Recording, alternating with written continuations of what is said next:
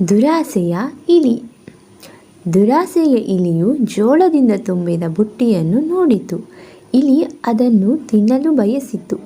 ಇಲಿ ಬುಟ್ಟಿಯಲ್ಲಿ ಒಂದು ಸಣ್ಣ ರಂಧ್ರವನ್ನು ಮಾಡಿ ರಂಧ್ರದ ಮೂಲಕ ಮಿತಿಮೀರಿ ಜೋಳವನ್ನು ತಿಂದಿತು. ಹೊಟ್ಟೆ ತುಂಬಿದ ಮೇಲೆ ಇಲಿ ರಂಧ್ರದಿಂದ ಹೊರಹೋಗಲು ಪ್ರಯತ್ನಿಸಿತು. ಆದರೆ ಮಿತಿಮೀರಿ ತಿಂದು ಹೊಟ್ಟೆ ತುಂಬಿದ್ದರಿಂದ ರಂಧ್ರದಿಂದ ಹೊರಹೋಗಲು ಸಾಧ್ಯವಾಗಲಿಲ್ಲ. ಇಲಿ ಅಳಲಾರಂಭಿಸಿತು.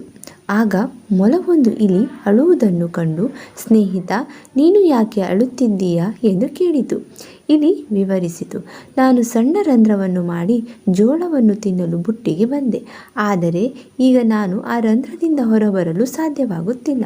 ಮೊಲ ಹೇಳಿತು, ನೀನು ಅತಿಯಾಗಿ ತಿಂದಿದ್ದರಿಂದಲೇ ಹೀಗಾಗಿದೆ. ನಿನ್ನ ಹೊಟ್ಟೆ ಕರಗುವವರೆಗೂ ಕಾಯಿ ಎಂದು ಹೇಳಿ ಮೊಲ ಹೊರಟು ಹೋಯಿತು. ಇಲಿ ಬುಟ್ಟೆಯಲ್ಲಿ ನಿದ್ರಿಸಿತು. ಮರುದಿನ ಬೆಳಿಗ್ಗೆ ಇಲಿಯ ಹೊಟ್ಟೆ ಕರಗಿತು. ಆದರೆ ಇಲಿ ಇನ್ನೂ ಸ್ವಲ್ಪ ಜೋಳವನ್ನು ತಿನ್ನಲು ಬಯಸಿ ಬುಟ್ಟಿಯಿಂದ ಹೊರಬರುವುದನ್ನು ಮರೆತೇ ಬಿಟ್ಟಿತು. ಇಲಿ ಮತ್ತೆ ಜೋಳವನ್ನು ತಿಂದಿದ್ದರಿಂದ ಅದರ ಹೊಟ್ಟೆಯು ಮತ್ತೆ ದೊಡ್ಡದಾಯಿತು. ಮತ್ತೆ ಹೊರಬರದೆ ನಾಳೆ ಹೋದರಾಯಿತು ಎಂದು ಅಲ್ಲೇ ಮಲಗಿತು. ಬುಟ್ಟಿಯಲ್ಲಿ ಇಲಿ ವಾಸನೆಯನ್ನು ಹಿಡಿದ ಬೆಕ್ಕು ಇಲಿಯನ್ನು ತಿಂದು ಮುಗಿಸಿತು. ಕಥೆಯ ನೀತಿ: ಅತಿ ಆಸೆ ಕತಿಗೇಡು.